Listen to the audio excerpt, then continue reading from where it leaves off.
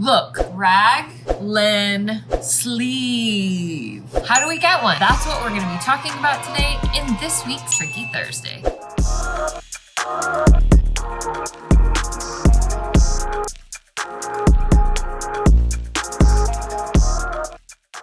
Hello and welcome back to my channel. My name is Trisha, your pattern nerd friend. On Thursdays, I like to share a tip or trick with you that will help you in your pattern making or sewing journey. Today, we're going to be talking about raglan sleeves, specifically for woven fabrics, which is different than with knit fabrics. We will do another video about raglan sleeves for knits, but this one is a little bit trickier, so why not start with this for our Tricky Thursday. It's a really nice design to have on any jacket. You can see instead of having a sleeve that is set in at the shoulder seam, this sleeve goes all the way up to the neck, and that is what the definitive description is of a raglan sleeve. Raglan sleeves are probably most popular seen on, say, sweatshirts or baseball t-shirts where you can do a contrasting color. And those are all knit materials typically. So when working with a woven raglan sleeve, you often see this design used in jackets, and some vintage tops will utilize this design as well, but it's a great feature. It just takes a little bit to construct the pattern. Let's look at this really quickly to really decide what it is we're talking about and the parts of this sleeve. So you have the front of the body, and then the sleeve continues, instead of stopping here, it continues up to the neck in the front. The same thing happens in the back. I went ahead and used my draping tape in red so you could see it on this jacket. This is literally the only jacket that I own that has a raglan sleeve. So I wanted to really show you what this looks like. Since it's this awesome like 80s tweed, we can't really see the seams very well, so I went ahead and highlighted those with the tape. So we have the same seam in the back that we do at the front, where it goes from the neck to the underarm. And then you'll notice on all woven raglan sleeves that you have a seam going down the center of the sleeve. Now you can do an option where the sleeve doesn't go all the way down the center of the sleeve and you have a dart here in the shoulder. But if you are using a woven material and wanting to make a raglan sleeve design, then you have to either have a seam or have a dart to go over the shoulder, because we still need room for movement in this area of our body, to go around the shoulder. And so without the seam here, like in a basic top, like what I have on here, in order to give that room and that shaping to cup around the shoulder, we have to have a dart, because that's what darts do, is they help turn a 2D into a 3D and go around our curves. With knits, you can get away with it because the stretch will accommodate for not having that extra room in there, because it can stretch and allow for movement that way. So before we get started in the draft and how exactly to do this pattern, I want to just express to you that there are, like any pattern, a lot of different ways in which you can draft a raglan sleeve. Of course, we have the difference between the woven and the stretch, and we also have the seam or a dart, but there are also different ways. Notice this is a lowered armhole because it is a jacket and a coat. So oftentimes when you're doing a raglan sleeve on a jacket or coat, you'll be lowering the armhole to give more room for the clothes that you're going to be wearing underneath this garment. But if you wanted to do this on a top or not lower your armhole, then that's the way I'm going to be showing you today. But just know that there are lots of different ways in which you can make this pattern, so you might see lots of different versions out there. I chose to do this the way that I'm going to be showing you today because I found that it was the most simplified way, because there's a lot of little steps and things to consider. So I wanted to show a really simple way for you to get this raglan sleeve design without getting too overwhelming or too into the little nitty-gritties. But if you do have little things that come up, or if you want to lower that armhole, it would be very similar, and you could really use this as a jumping off point. Let's go over to the table and I'll show you exactly how to do it. For this tutorial, we are going to need our bodice sloper front, back, and our sleeve pattern. I am using my half scale pattern just because it's easy for me to show you on camera. You can absolutely do this with a real full-size person pattern. I'm going to try to shy away from measurements, because really As I often say, you are the boss of your pattern. So as long as you are aware of some key simple things, you should be able to do these with any measurements to your desire. One thing you want to make sure of is if you are going to be using these notches on your sleeve and on your bodice, then you want to make sure that those are in fact lining up with each other. If you don't have notches on your sleeve and your bodice, you're just going to want to make sure wherever we are drawing our style lines when we get into the drafting, that the measurement from the underarm to where your style line starts measures the same on your sleeve as well. So in this case, since my notches do match my sleeve, I can use my notches for where I'm going to place this particular style line. Let's start with our bodice. I'm going to go ahead and mark that this is the front.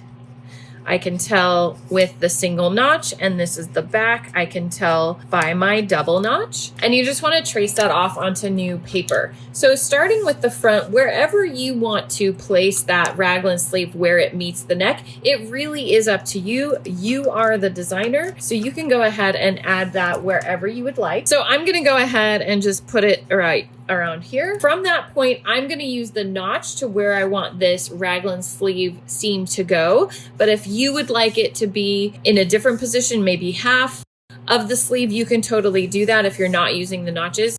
I like using the notch placement. Now, next is to draw in the seam. You can go straight across. I usually like to curve these seams slightly. You can curve it or straighten it as much as you would like.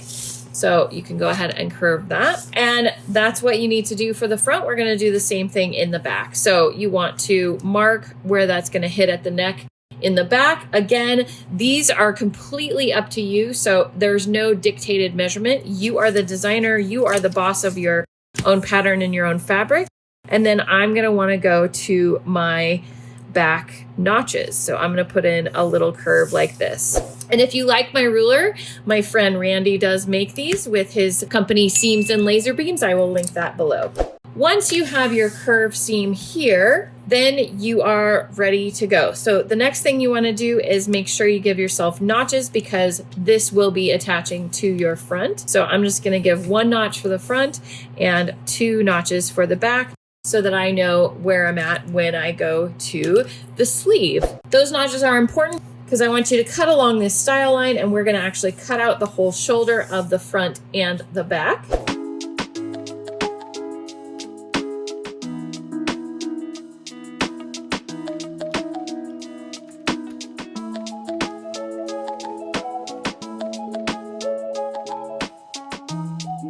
Now with these little pieces, and we do know we've got our single and our double notch, we're going to use those with our sleeves. The front and back bodice are actually, we're not doing anything else to this pattern. So you can do what you need to do to finish this pattern. I started with slopers that didn't have seam allowance. So you're going to need to add seam allowance along all of these edges. But I would advise you to complete the sleeve first and make sure you've walked your seams and everything lines up before finalizing. But really, we're not going to do anything more with these pieces. So next up, you're going to have your sleeve, and you can go ahead and copy that off onto a fresh piece of paper, your sloper. I like to mark the middle of my sleeve. Now you will notice we don't really need to know what the bottom half is doing, so I'm going to focus up here on the top. You'll notice that my shoulder notch is a little bit off of my center line on this sleeve. That happens a lot, so I left it for this example so you could really see. So what we're going to be doing is, if you look at this, so this is my neck, the smaller portion is my neck. This over here is my armhole, and this is my shoulder. So I'm going to have to actually flip this so that I can line this up with my double notch, and this is where my shoulder is going to go. So with this sleeve pattern, another thing to consider is I have ease built in. With a normal set-in sleeve for a woven, usually you have a little bit of ease built into the cap. So knowing that, I'm going to be okay with putting the point of where I cut it out of the armhole right here to line up with my double notches, because remember, we know that that's going to line up with the bodice. I'm going to hold that and I'm going to pivot until it kind of hits the top of my sleeve. Now, if you can see through there, I am somewhat overlapping the sleeve cap, but because I know there's ease built in there, I'm okay with that. If you do not have ease in there, We're going to get to the next step where you'll want to be aware of that and whether you want to do what I'm going to suggest or not for your particular pattern. So once you've got that set, you can tape that down. Then we're going to do the same thing with our front piece. Remember, if you're looking at this, this is the shoulder, the neck, the armhole, and that's the style line that we created. So this is the armhole and this is the shoulder. So again, we're going to have to flip this over so that I can get the armhole to attach to the sleeve here. I'm going to line it up with this notch over here, and I'm going to wait until I touch that sleeve cap here. And the front doesn't overlap quite as much because the curve of the armhole is different, but you want to get it kind of close there, and you can go ahead and tape that down. So if you notice, I'm kind of a different distance away from my shoulder seam and from my center seam. So we really want to try to line things up with our center seam and kind of even these out a little bit. This will eventually become a dart. Remember to cup our shoulder here is what's going to happen.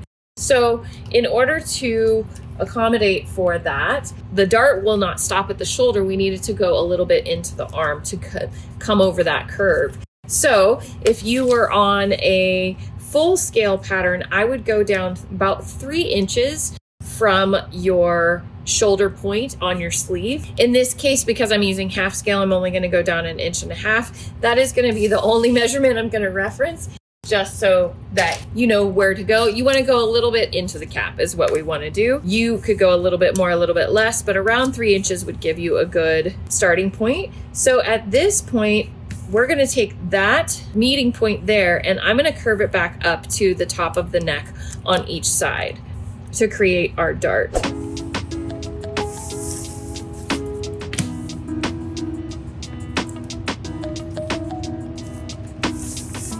So I've created a dart now connecting the neck, going through the shoulder that's going to end in the middle of the sleeve. I did cut off a little bit over here of the back shoulder and kind of added in a little bit over there. So the next thing we want to do is basically we're done, and you can kind of see, let me darken this up for you. This is our seam that's going to attach to our bodice. So you can see how that goes together. Just to give you a visual, I would suggest walking these. So this is our front bodice. This is our front notch. So I can start at the underarm to underarm. I'm going to walk this along. And look at that, it matches up perfectly. You want to do the same thing with the back. So I'm going to start at the underarm. I've got my notches there, and I'm going to continue to walk that around. And that matches up perfectly. So I know that this will fit into my bodice just fine. I could go ahead and complete that. The only other thing I would suggest with this is depends how fitted your original sleeve is. If this is a very fitted sleeve, I definitely would advise you going on to this next step. If this is a pretty roomy sleeve and you're not worried about losing any movement room, then you could probably add seam allowance to this, and this could be your one-piece sleeve. This is going to be your back and this is going to be your front, and this becomes a dart, so you would add seam allowance there. If this is a little tighter, and I would say on most sleeves you want to probably do this, but you could, even if you wanted to keep this a one-part sleeve, I am cutting along that center line to, but not through the hem of my sleeve. And you want to give yourself a little bit of extra room in the bicep area. So this is our bicep area. So if you were to open this sleeve up, notice I'm not adding anything to the bottom. I am adding a little bit throughout here. But if you open up this just a little bit here between this notch, so about 3 inches down from your shoulder seam, if you open that up about 1 inch and still wanted to keep that dart, like move your dart point here and redraw those dart legs, that would give you a little bit of extra room that we're kind of accounting for since doing this more fitted sleeve, and give you a little bit of extra room. You're going to have more success with that. So open that up about 1 inch and add some paper in there. So if you added that little bit of extra space, I go in ahead and redrew the dart. That's what this one single dart pattern would look like. without the seam going all the way down. And of course you'd want to transfer those notches so that you would know how to line it up with your bodice. Now, if we do this next, you can see what it looks like if we have the seam going all the way down, like what I was showing you on the jacket example that I have. So here it would be if you had two separate sleeve pieces, a back and a front, and there would be a seam that goes over the shoulder. Adding in that extra space is a good idea, and I really like the fit of this better, to be honest, in my personal opinion. Remember, there is that notch that is 3 inches down from our cap. I would go out at that point 1/2 of an inch if this was full scale, and keep that 1/2 of an inch going all the way down the seam. And then you would blend that into your original dart and add seam allowance to that as well. And then it would be wise to keep that notch right there. You can see that was my original little mark there, and I've transferred it to the outside of my pattern. But this would be a really nice fitted and kind of more of the design of the jacket that I showed you.